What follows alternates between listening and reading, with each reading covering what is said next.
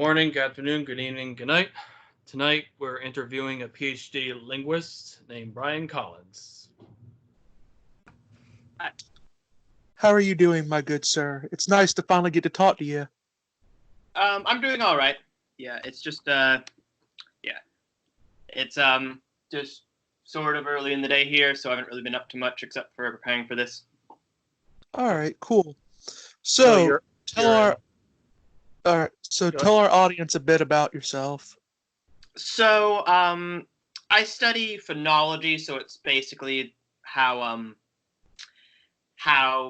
what I'm studying specifically is how people acquire sound categories and how they basically form rules from those and things like that. Mm-hmm. Yeah. So my first encounter with you was on Quora, and what interested me about you is how you got into talking about Dan Everett and I believe his son. Yeah, Kate Everett. They've both been pretty controversial in linguistics and anthropology. I believe they were both trying to overturn, I believe Noam Chomsky's some the rules that Noam Chomsky laid out. Yeah, generative grammar. It's sort of it's the dominant theory of linguistics in basically the U.S., Canada, and most of Western Europe. But it's not universally accepted. It's just sort of the dominant theory. That's good. Yeah, I always did know that Noam Chomsky was pretty popular. I know because he's more known, although I find funny enough for his politics than he is really for anything else. Yeah, I actually hadn't ever heard of his politics until I was an undergrad in linguistics and I started reading his other works. But yeah. Mm-hmm. So tell us political. So tell us about Everett's controversy. So it started it sort of started in the 90s, but would you say he's the Ron Wyatt of linguistics or anthropology? Who's Ron Wyatt? That guy that put the chariot wheels at the bottom of the Red Sea and all that. Oh. Maybe.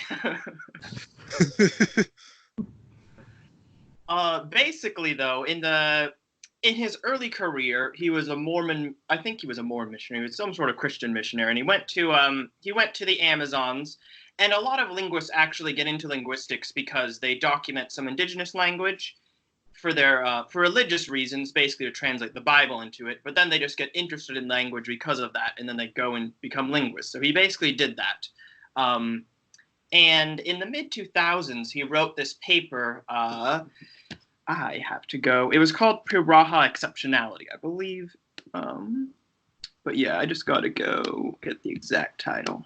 That would be rather exceptional for a hunter-gatherer indigenous tribe to be atheists or empiricists. That just reeks of fantasy. Yeah, so it was called Cultural Constraints on Grammar and Cognition. Piraha, another look at design features of human language. And he also wrote another paper that year, Piraha Exceptionality.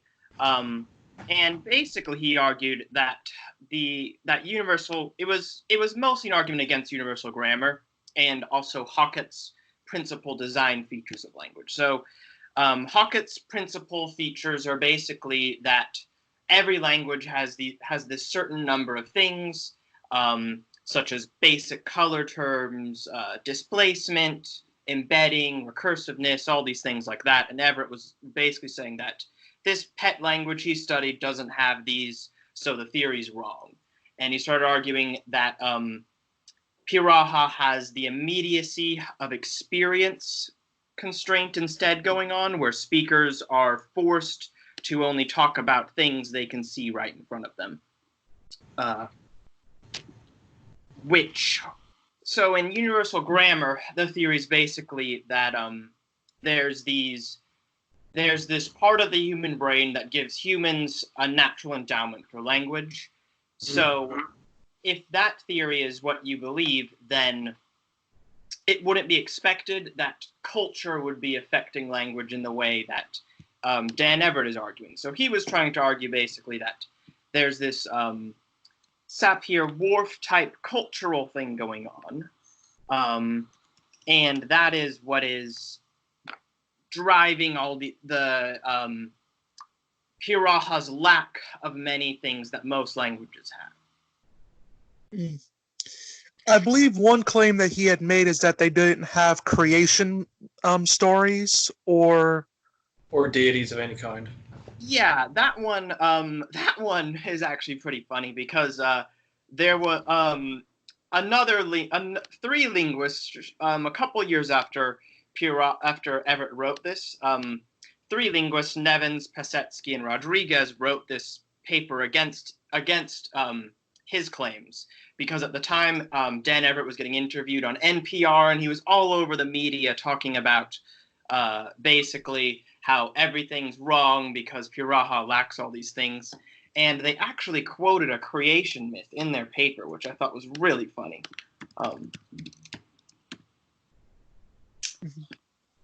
Yeah. Creation myth. I've just got to find it. Yeah. I was just thought it was pretty funny because when you actually do know a bit about their culture, which I think he sort of took advantage of that. I don't know how common, it was for people to go there and study that specific tribe. So I think he sort of just took advantage of the fact that there wasn't really a lot of information there currently. Yeah, I suspect that could be the case, but honestly, I'm not sure. He might have really actually never bumped into a Piraha creation myth. Every time somebody brings one up to him, he kind of deflects and says that they borrowed it from another culture or something, but it would still violate his immediacy of experience constraint. I found the creation myth actually. Basically, it's just sort of starts off like, in the beginning of the world, the first level of immediately above that of the Piraha was situated much lower than it is today. It was situated very close to the level in which they live. The moon, when it rose, appeared very low. One day at night, a man decided to shoot arrows at the moon. He climbed in a high tree and released the arrow. So already at the very beginning, a lot of this stuff violates the idea that Piraha can only talk about the stuff that's immediately right in front of them, or something somebody in the tribe experienced recently that a living person did. So they can't talk about Australia where you're at with anybody if they ran into a foreigner. Yeah, the whole there were things that in the grammar of Piraha that also Everett tried to argue is related to this. So, for instance, there was a big discussion about possession. So, in English, we have recursive possession. So, we can say things like John's dog's doghouse, and both John and the dog are possessing something. So John possesses the dog that possesses the doghouse. Piraha lacks this, and linguists are basically not arguing that Piraha actually has it. So Everett proposed data on it. Actually, if I showed it to you in Skype, would you be able to display it or? Sure. Yeah, if it's on a share screen. Oh, shared screen. That would be easy to do. How would I? Which button is that one in Skype? It's the three button, yeah. the three dots. All right. Opening system preferences. All right, start sharing. Okay. And now I'm getting the tilde wheel. All right. Nice mountains. Oh, can you see just my background or? Yeah, I can see your background. The forest, the mountains. All right. I am going. Wait a second. Where's this at? I think this one's Yosemite. Wait a second. Is it mayor named Sam? That's from the cartoon, right? Yeah, Yosemite Sam. Okay. Yeah, I turned share screen off because it was only sharing the share application window. That's it. All right, start sharing. All right, cool. Is this working now or no? We can see. Is it showing a page now? No, it's showing you. Oh, that's annoying. Mm-hmm. All right. Well, I guess that might not work, but in any case, I think I could send it in the messages.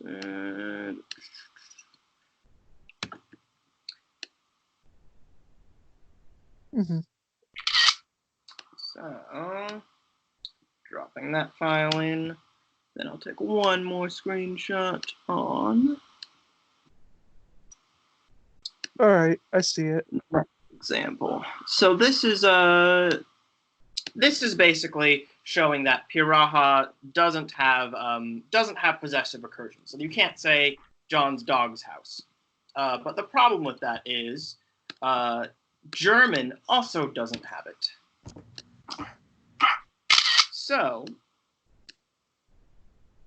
it's actually not that exotic, because if we thought that, so he's arguing that because Piraha doesn't have this feature, it's evidence that they have an immediacy of experience constraint. But Germans also can't talk about John's dog's house. Instead, they'd have to use some other structure to say that. Hansens Autos Motor, that's ungrammatical in German. But John's car's motor is grammatical in English. Just like in Piraha, German doesn't allow recursive pronominal possessors. That is actually interesting. How, considering, I'd imagine how that would go like in a conversation. I would imagine how trying to, one of them trying to learn a language. Yeah, I mean, there's always really big differences between languages, and I imagine it would be hard for a Piraha speaker to learn English. But that also segues to another claim. So at one point, Everett also claimed that Pirahas are mostly monolingual, despite extensive contact with Portuguese and other Brazilians. But then he starts claiming in his glosses, he says things like, Piraha told me in Portuguese. Does he even know Portuguese? Or Spanish or anything? He has to know Portuguese to have worked in Brazil for that long. He was there for years. I don't know if he speaks Spanish, but he probably speaks Portuguese. And Well, at least he has enough familiarity with it. Yeah, I'm sure he could have held a conversation and gotten around, because even not working with the Piraha, he would have had to interact with like local authorities and stuff like that. So yeah, a lot of missionaries are trained pretty well, actually, in the local language. And going on that, didn't this deconversion have an influence on his conclusions about the tribe?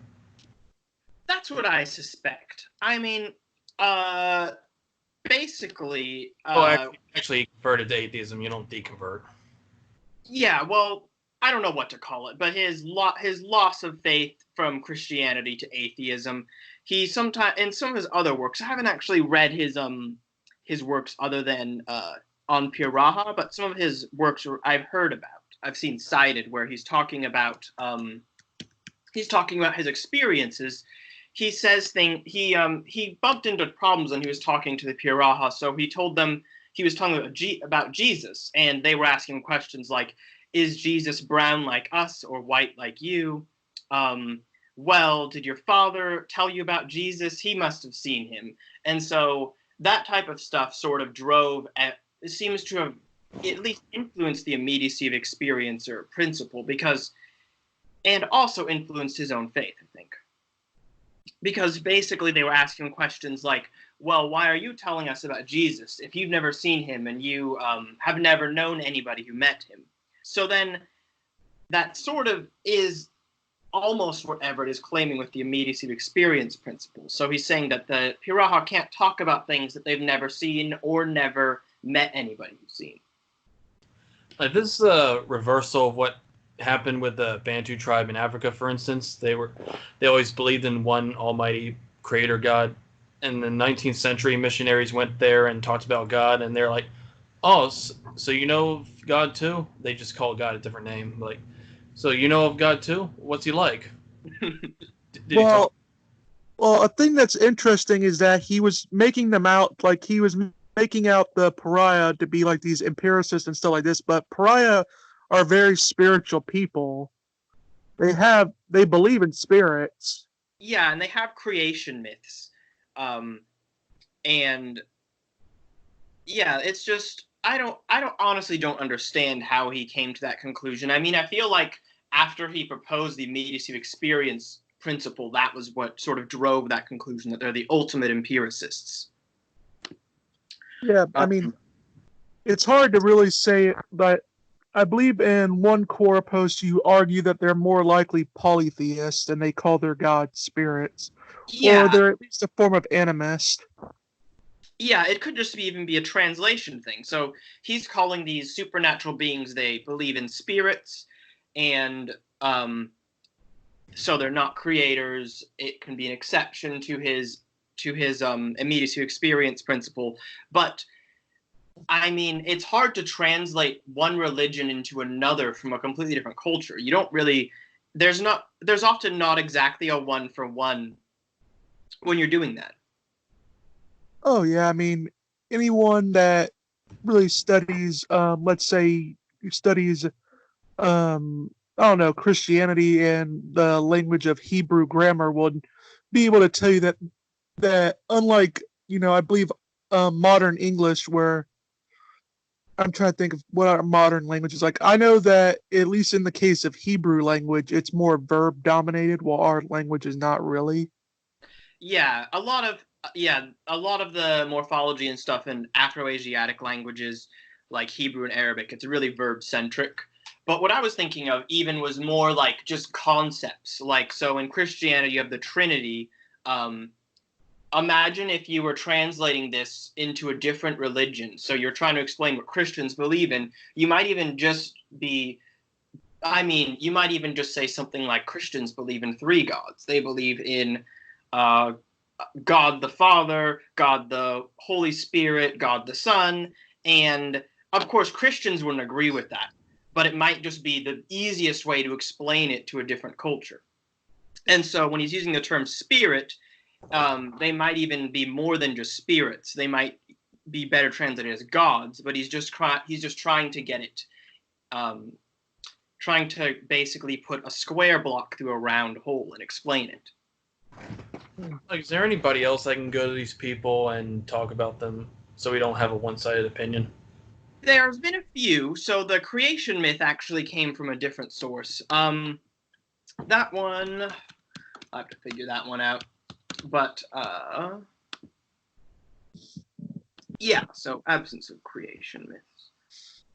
And this one,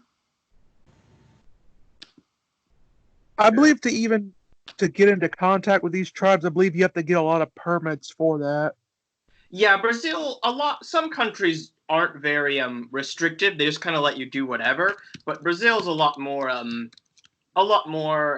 At least at the time Everett was working on this stuff, they were very protective of the Amazons. They're not so much anymore, as you probably heard in the news with all the bush burning junk. But yeah.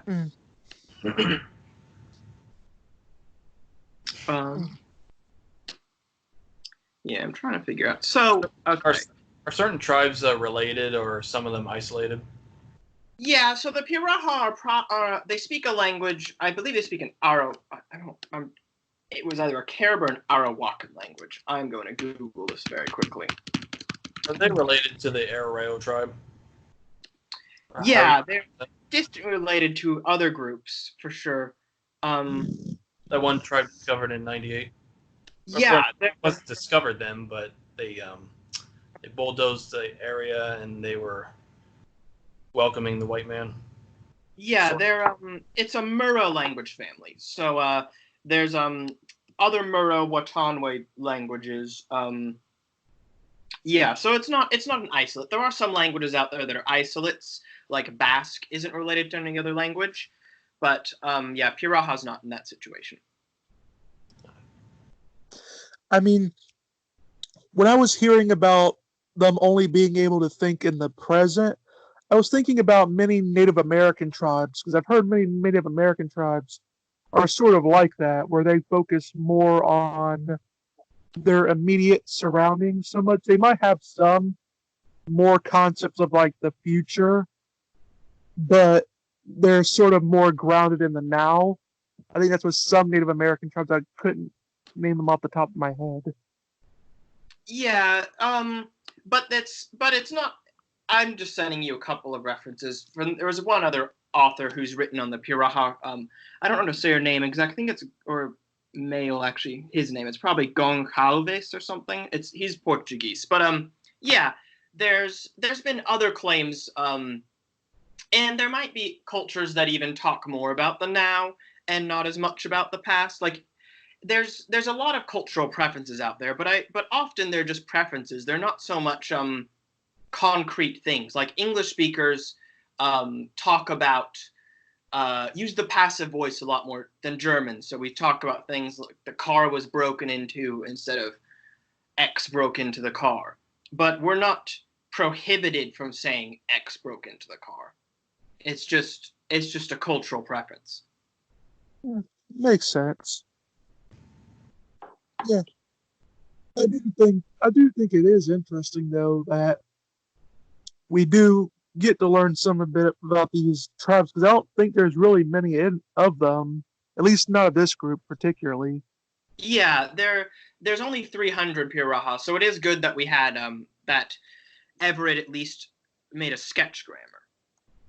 But that actually segues to another controversy. So a lot of his claims about immediacy of experience directly contradicted his sketch grammar. So when he wrote his long sketch grammar, he included a section on color terms, for instance, and numbers. But then when he rewrote his when he basically said that he was wrong on all of these because this wasn't really a color term or this wasn't really a number. And it just sort of added more fuel to the controversy because he was sort of contradicting himself. Mm-hmm. Yeah, and I believe that ties into his claim that, like, about them being monolingual.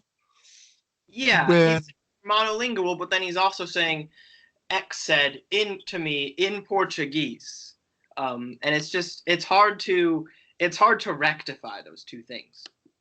yeah, I mean, because it does seem to me that if they clearly, it's hard to say that they're monolingual, like they're only having one language, when it's very clear that there is definitely influence from other places. It's like, it would be like saying Florida is monolingual when the fact of the matter is that, at least in my neighborhood, like we sort of have it sectioned out where basically you have the rednecks in one section, you have the Spanish rednecks in another, and you got the Asian rednecks like right across the block. So I mean, you do sort of get like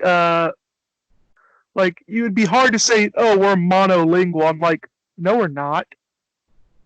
Yeah, there's multiple languages in the community, and Brazil speaks Portuguese mostly, so it's I mean, anybody who's in the Piraha community who has any sort of like administrative job or anything would have to be able to speak some Portuguese. I was wondering, like, because I know this might go back to Native American tribes, but I wondered, are they tribal like that, where they have a chief, like their government per se? I haven't looked too much into their social structure. I don't know actually. I would imagine it would go, because that's a thing I've noticed in at least small tribes, where they'll have like a tribal chief. Yeah. Like it'll be just this one guy that says, "This is our guy," or something like that. I mean, it all depends really on the groups. Or a shaman, but Everett probably didn't. Yeah, he wouldn't want to say shaman. Yeah, the shaman wouldn't look good on him. Yeah, but I mean, There's a lot of atheists online that actually think this. They actually think that there's an atheist hunter-gatherer indigenous tribe. Yeah, it's kind of it sounds very strange. I don't know how. I don't know why Everett is nailing that one down so hard. Like it's his most exotic claim out of all of them, which is I don't know why he's focusing so much on that one.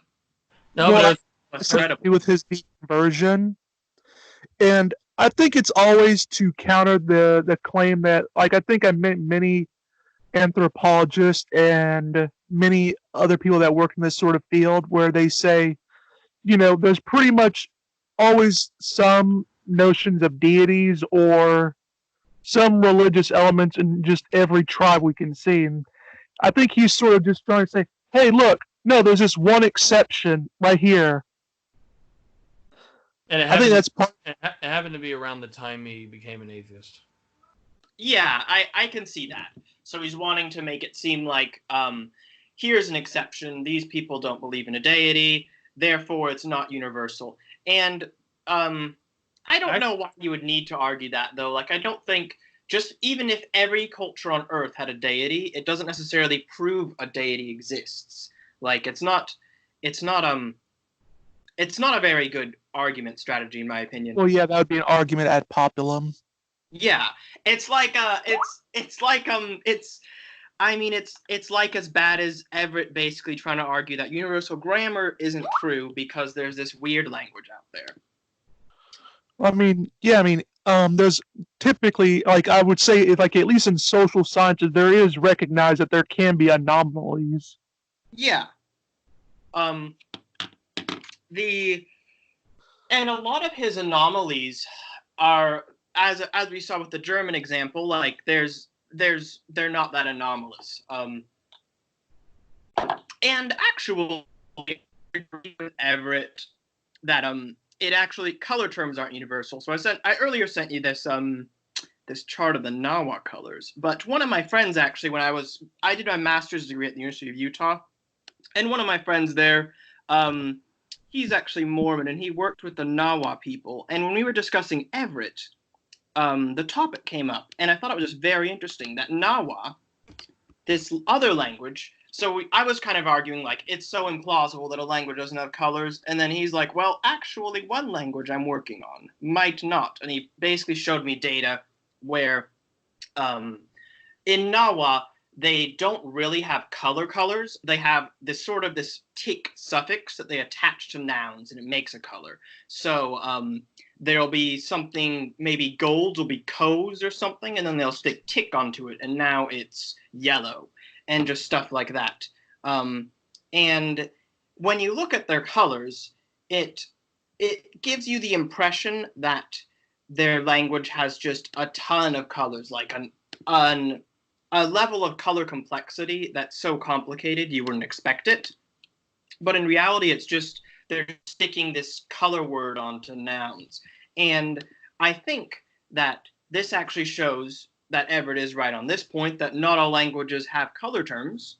So, but also it shows that it's also not that unique in the first place if another language doesn't do it. Like, yeah. So it's not evidence of the immediacy of experience principle. Mm-hmm. Which is, I think, one of his biggest things that he tries to get through. Yeah. It's into the language things as well. Oh, sorry, I missed that. I was just saying, I believe he has a kid that's involved and Oh yeah, Caleb Everett. I have mixed feelings about him, but basically he is an anthropologist who does a lot of work in linguistics, and he's tried attacking he's also attacking UG, but instead he's been using mass amounts of data. So he goes out there, grabs this thing that just came up off the top of his head, like maybe languages in mountains have adjectives, and languages in lowlands don't. And then he takes a map of all the languages in the world and basically labels all the languages with the sound as black and all the languages without the sound as white, and then says, look, all the languages near mountains all the languages near mountains have this sound, or more languages near mountains do than languages not near mountains. Therefore, it's caused by altitude. And he wrote this really controversial paper where he was arguing that high altitude is what's causing languages to have ejective stops. So ejective stops are like they have a release of rarefied air. So some languages like Quechua have a contrast between t and t is the ejective sound. And Quechua happens to be spoken in the Andes, and there's some other languages in Papua New Guinea that are spoken in high altitude that have that sound. So he was basically trying to argue that high altitude is what's causing that sound to exist, or at least influence it and make it more likely to evolve. And I thought that even the way he was operationalizing high altitude made no sense. So I live in Australia now, but I'm actually originally from Washington State in the U.S. And in Washington State, we have a couple of languages with those sounds. They're Salishan languages spoken in the Puget Sound. They're spoken at sea level, like in Puyallup and stuff like that. But they pop up in Caleb Everett's map as languages with adjectives that are spoken in high altitude, because he's defining high altitude as close to a mountain, basically, which is a problem because not all languages spoken near a mountain are actually spoken at high altitude. Well, I mean, that's sort of that. I would imagine that would be troubling. I mean, like near a mountain, like does that mean like at the bottom of the mountain, like in a tribe that just happens to live right by it? That's the data he ended up with. Was most of the languages, I'm pretty sure, are at sea level, just spoken at the base of a mountain. But has high altitude ever, factored in really when it comes to languages and how humans may talk in them? I think it could have effects, but mostly I would, if you twisted my arm, I wouldn't be surprised if there were effects in hearing, because at high altitude the air's thinner. Like if you're in a plane flight, even when they set the pressure to 8,000 feet, you have to talk a bit louder even for the person next to you to hear you, and everything just sounds a bit quieter. So I wouldn't be surprised if there was actually some perceptual things going on at high altitude. But I think the way Caleb Everett went about investigating that was just kind of didn't operationalize it in the right way. And also I don't think it would be ejective stops. I think it would probably have effects on the vowels. But this is just me speculating. It's not, I mean, there's not actually been any other than Everett's study, there hasn't been any attempts to even investigate this. So this type of thing is the type of research that most linguists wouldn't even touch with a 17-foot pole, because it's just, it's easy when you start looking for statistical correlations, it's easy to find a statistical correlation that just happened by chance when you don't have a very good research question. So if you're asking, does altitude affect anything, then you can just start looking at everything, and then you happen to find this one thing that happens to correlate with altitude, but you've been investigating so many possible correlations that there's a statistical chance that the correlation you're investigating just happened by random chance because you were investigating so many possible things. Well, I mean, don't you know, man, that butter can have the amount of butter that's consumed in the U.S. can have an effect on the marriage rates? Yeah, that type of stuff. Like when you start investigating everything and you don't have a defined research question, like if you ask a very vague question, like how does X affect Y without a good hypothesis as to why or anything, you can end up with just any sort of correlation. Like maybe proximity to India increases traffic deaths. That type of stuff. Strangely enough, I came across these sensational studies that say that chimps and prairie dogs have language. What do you make of that?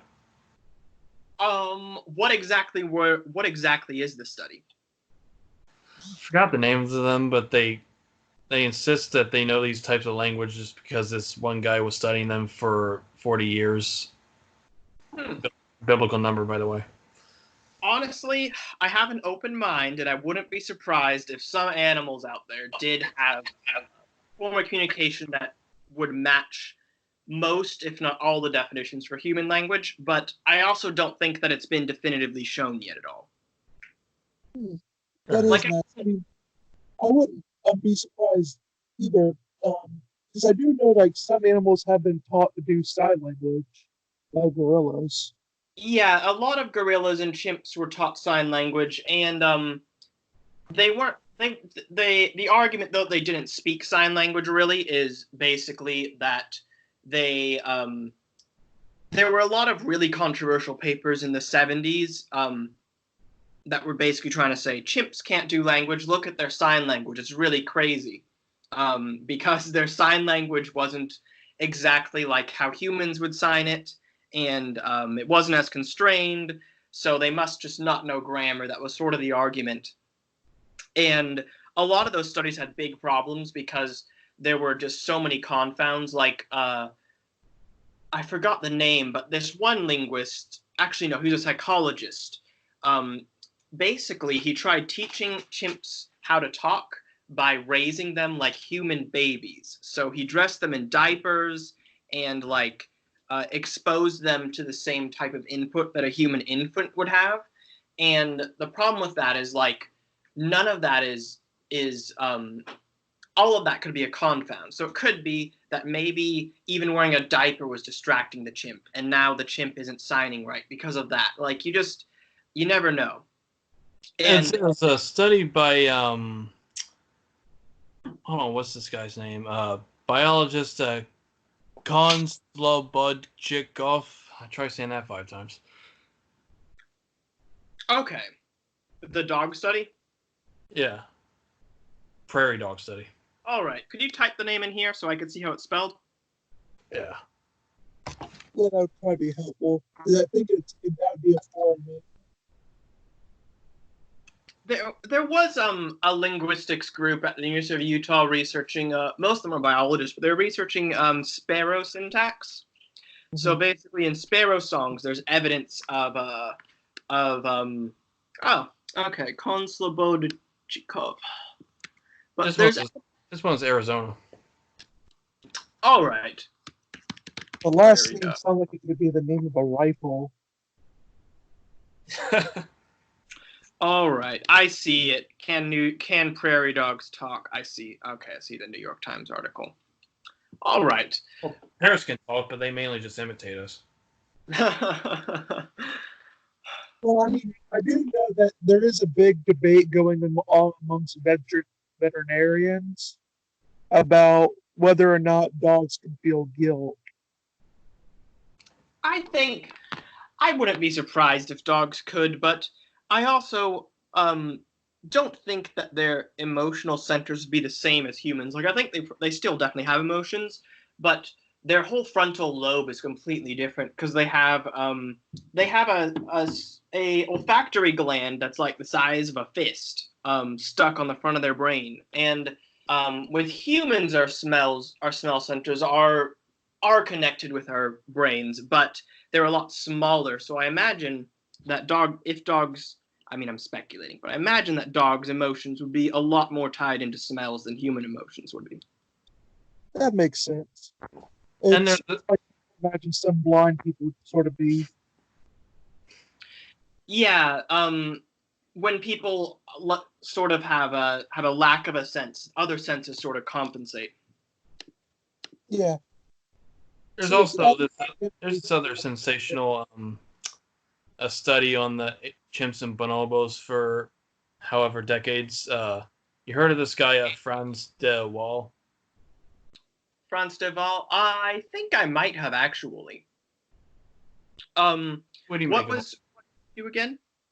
What do you make of all that? I remember the name, but I'm not. I don't exactly remember which paper did which. You mean the capuchin monkey like income equality or whatever, or equity or whatever? Oh, Yeah. those ones. Yeah, the moral ethical framework. Yeah, where he's arguing that human moral ethical frameworks are framed sort of by these things that we can see in primates. I mean, maybe, but I think that ethics are a lot more abstract. So I don't think that that basically every single thing that humans do can just be chimpified. All right, they're trying to argue that they think and plan and do strategy for infiltrating another tribe and having a sense of fairness and having even having pets and organizing hunting for bush babies. Well, I mean, animal intelligence doesn't really surprise me.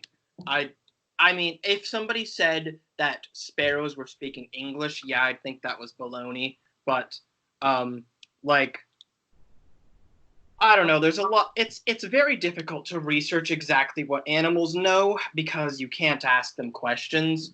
So it's just a lot of unknowns. I mean, we know dogs have personality and Yeah, and dolphins, but yeah, it's pretty common. yeah, it's not really anyone's really doubting like if dogs, have emotions. I don't think that's ever been thing. It's like we know that much, but the question is like, how deep do their thoughts go? Yeah. Like if someone's gonna ask me, like, does a dog cry? Does it feel like pain, or does it, like, does it feel happy? Does it feel sad? Like, those kind of things. Yeah, yeah, definitely dogs can do that. Like what we generally see is like, do they have a sense of, empathy? Do they have, more deeper, complex sort of emotions that we would associate with humans? That's more what they go with. Like that's more what people want. They are generally going into. Guilt is a big thing because if you can see animals that can feel guilt, because that applies to multiple different factors. Because they have to be able to assess a situation, be able to recognize themselves and that they did something wrong.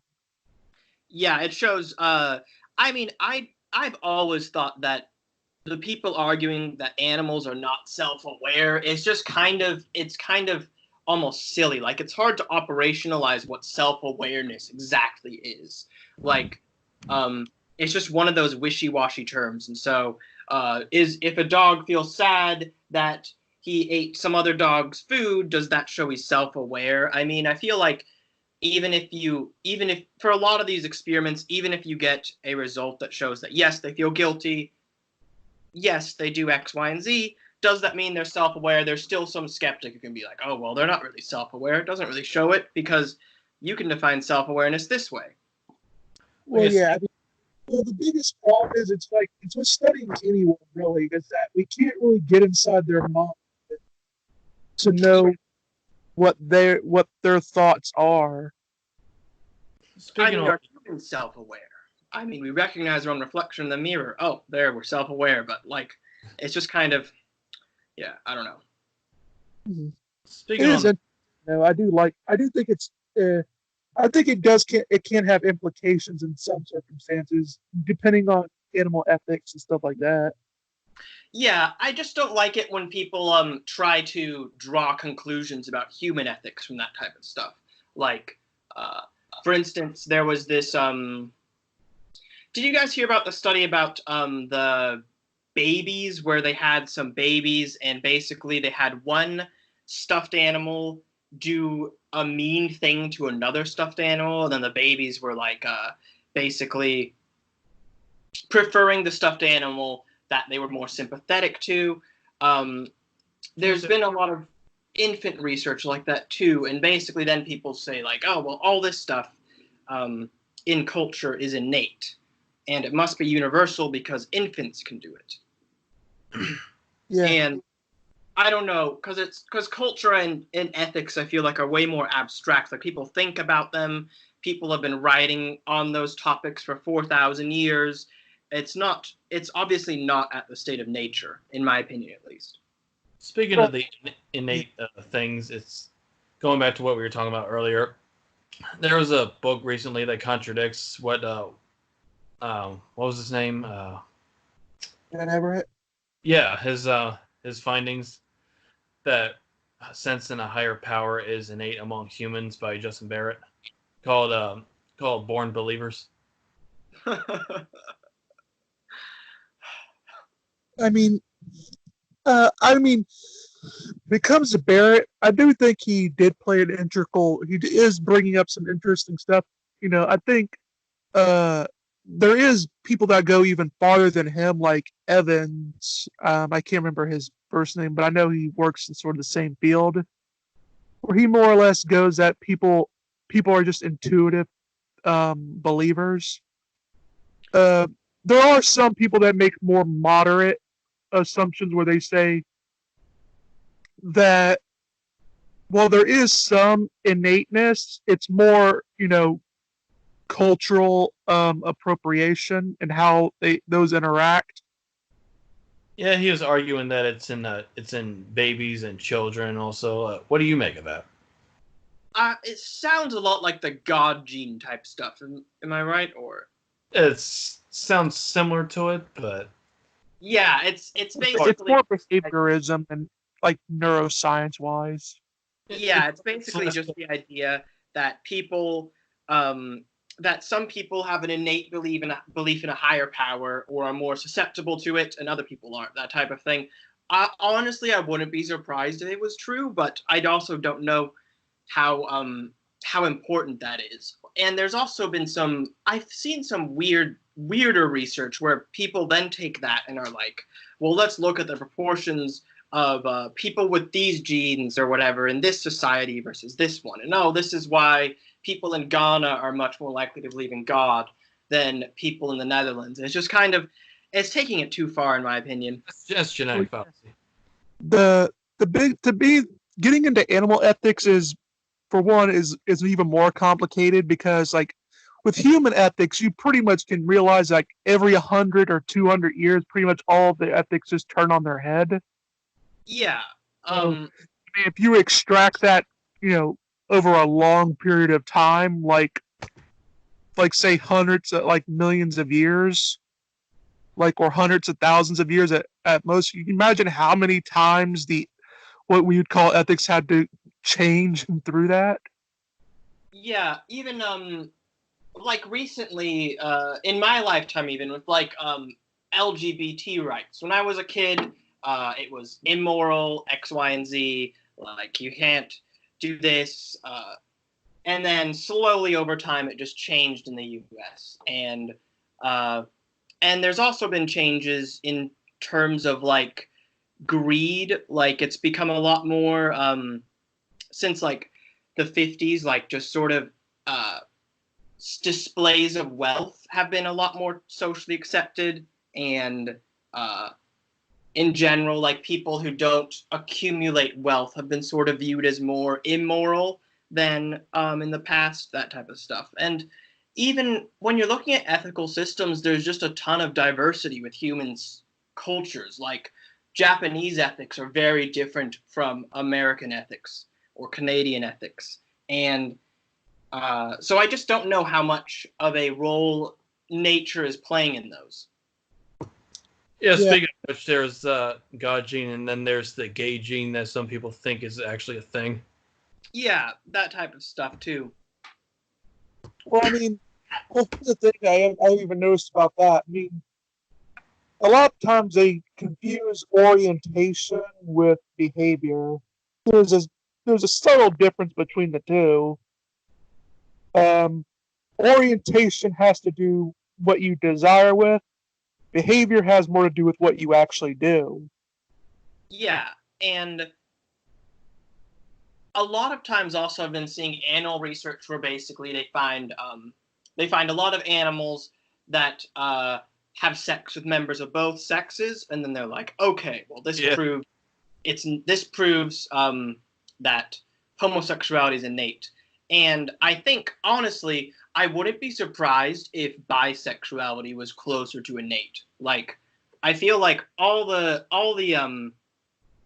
a lot of cultural restrictions, a lot of restrictions on like on just sexuality in general are more cultural. Like in ancient Rome, probably like 20 or 30% of people were acting in bisexual ways, and in ancient Greece too. Before before the religions came over from the Middle East and changed that up. So like, I don't know. I mean, yeah. Then there's also animals that eat their own feces, and one could argue that's innate. It's innate. The dog did it. Well, I mean, whenever they do show that sort of stuff, is like animals do it, therefore we should do it. I'm like, you do know that many animals eat their young, right? Yeah, or they kill they kill the other pack's leader and then eat all the descendants of the pack. That's leader. lions. Yeah, lions do that a lot. Yeah, I mean, their kids' babies. There's these guys observing how, like, look how human they are. Like, why aren't you doing anything to stop it? Stop all this senseless killing among them. Well, it's entertaining. I imagine that goes into it.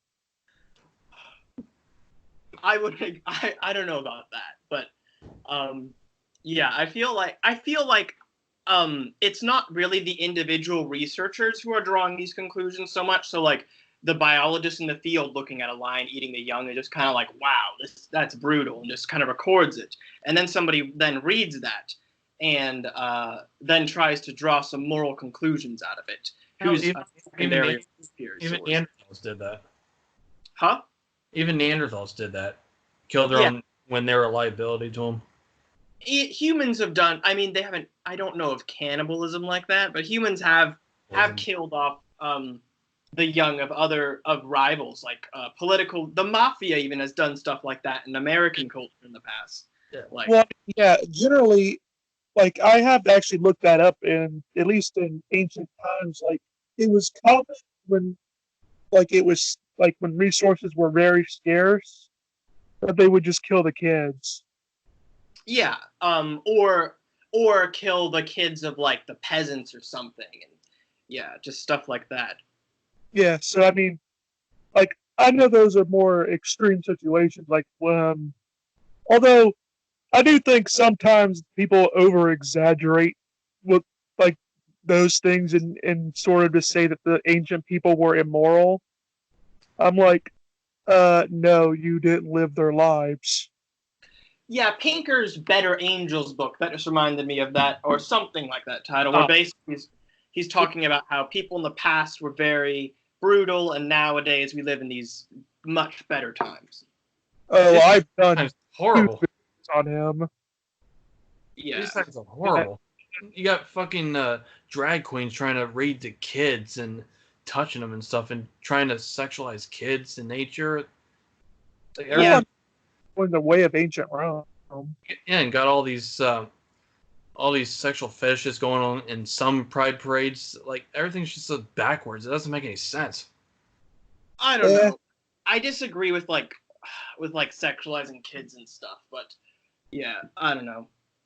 It's just, I think what he was mostly talking about was like murder and like talking about atrocities and things like that, just decreasing over time. Well, people still do atrocities, like in the 20th century alone. Yeah, we have Bashar al-Assad doing all this shit in Syria and things like that.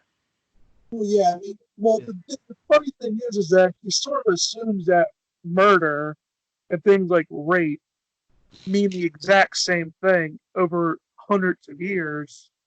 Yeah, consent has changed a lot even in the last 3 centuries. Like 3 centuries ago, if a husband forced himself upon his wife, it wasn't rape because he was sort of the custodian of the household or whatever. I mean, I don't agree with that, of course, but it was just, it's the laws and morality have changed in general, even in the last 300 years of time. I mean, they even had that.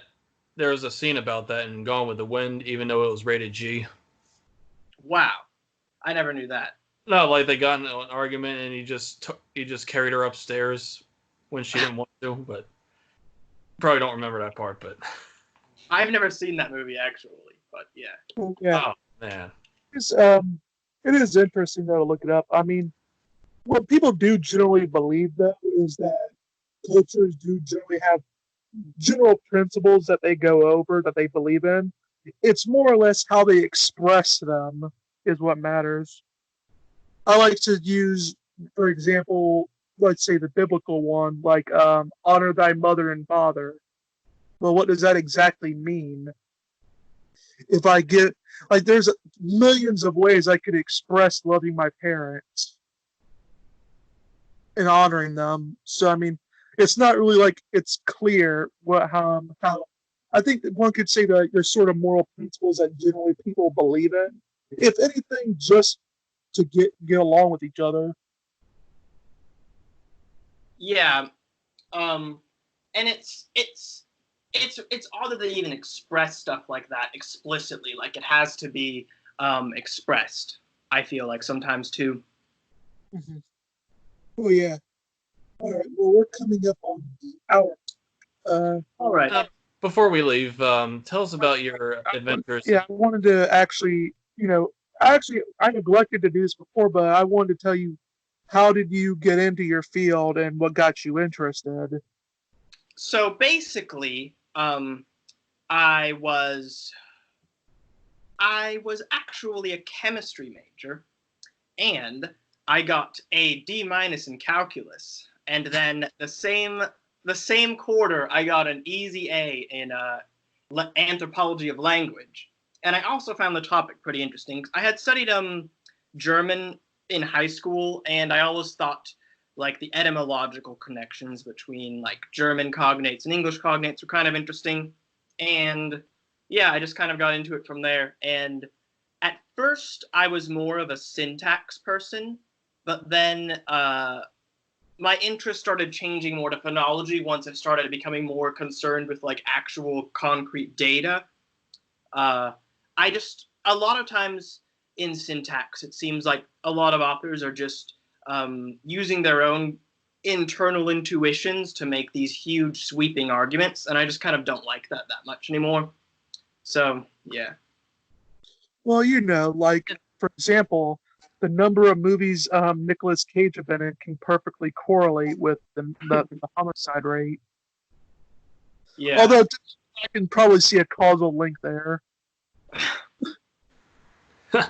Tell us about your adventures in Australia, which unfortunately Tom Hanks has the coronavirus. You've heard about it, but yeah, I've actually been living here now for about 4 years.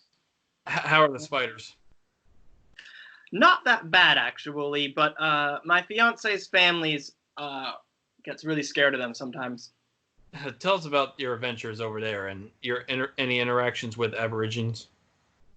I have met a couple of Aborigines, but I haven't like had super lengthy conversations with any of them. They mostly live in rural areas. So in Brisbane there is a noticeable Aborigine minority, but in Melbourne, where I lived my first year, there's not really. It was just kind of it's mostly British immigrants, and then some Greek immigrants, and also some like Indians and Chinese immigrants and stuff like that. Yeah, but when you go up to the rural areas, you see more Aborigines like running convenience stores and things like that. And there's a couple of towns in the Northern Territory where they're a demographic majority, but I haven't really been to any of those. That is interesting. But, it was nice having you on and going over the topics. Yeah, it was nice talking to you guys. Yeah. Say hi to Crash Bandicoot when you see him. Who's that? Bandicoot. Crash Bandicoot, you don't know who he is? No. PlayStation mascot? Oh, come on, man. Sorry, I'm not. Yeah. Yeah, I know who he is. Who is he? He's like in games. Okay. All right. Oh, okay. All right. Well, Anyway, nice to see you. Yeah.